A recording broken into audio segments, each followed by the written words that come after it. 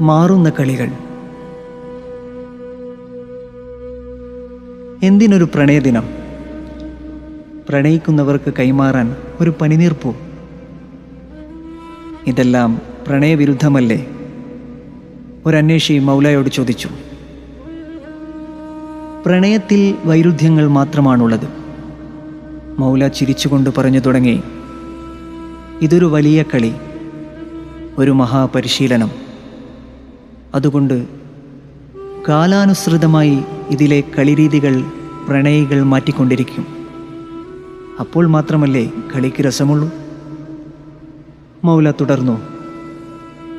മാറ്റി മാറ്റി പല കളികൾ കളിച്ചിട്ടും പ്രണയത്തിൽ പിന്നെയും അപൂർണത, പിന്നെയും വേദന. പ്രണയദാഹം ശമിക്കാതെ എല്ലാ കളികളും മതിയാക്കി സ്വസ്തിയിൽ പ്രണയാന്വേഷണത്തിൻ്റെ പാരമ്യതയിലിരിക്കുമ്പോൾ പ്രണയസ്വരൂപനായ പ്രാണനാഥൻ വന്നെത്തുന്നു. ഇത്രയും പറഞ്ഞ് കണ്ണടച്ച് കുറച്ചു സമയം മൗനമായിരുന്ന ഗുരു ഇങ്ങനെ പറഞ്ഞ് അവസാനിപ്പിച്ചു. പിന്നെയാണ് ശരിയായ കളി.